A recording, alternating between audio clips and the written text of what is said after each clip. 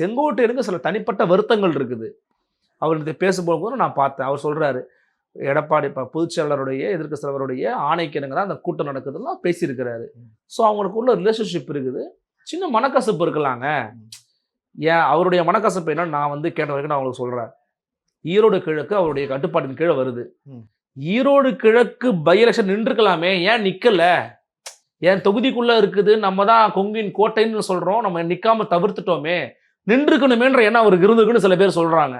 அப்ப அதை நீங்க பேசலாம், ஒரு கலந்துரையாடல் பண்ணலாம். அது கட்சி பிரச்சனை, அது உட்கட்சி பிரச்சனை. உட்கட்சிக்குள்ள 1000 பிரச்சனை இருக்கும். உதயநிதியை கேனருக்கு பிடிக்கவே இல்லை நான் சொல்றேன், இருக்கலாம். அவங்க நம்ம வெளியில தான் பேசிக்கிட்டு இருக்கோமா, அது கட்சி பிரச்சனை, உட்கட்சி விவகாரம். அதை அவங்க பேசிப்பாங்க. அதை யாராவது ஊதி பெருசாக்குவோமா? ஊதி பெருசாக்கி இருக்காங்களா? அதுக்கு முன்னாடி பெருசா ஆக்கினதே கிடையாது. அப்போ நீங்க சொன்ன மாதிரி அந்த செந்தில் பாலாஜி அவர்களோட கோட்டு விஷயத்தை மறைக்கிறதுக்காக இந்த கோட்டு விஷயத்தை பெருசாக்குறாங்க இருக்கலாம்னு நான் சொல்றேன். எது முக்கியம்? எது மக்கள் பிரச்சனை? மக்கள் பிரச்சனை அதுதான். இரட்டை இலை மக்கள் பிரச்சனையா?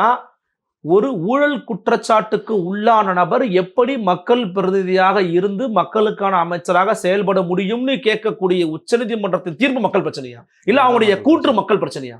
இதுதான் மக்கள் பிரச்சனை. அது அவங்க உட்கட்சி பிரச்சனை. ஆனா இதை பத்தி பேசல, இதை பத்தி யாரும் பேசல, இதை பத்தி வாயே திறக்கல, இதை பத்தி ஒரு டிஸ்கஷன் கூட நடக்கல. ஏன்னா தொடர்ச்சியா இது நடந்துகிட்டு இருக்கு.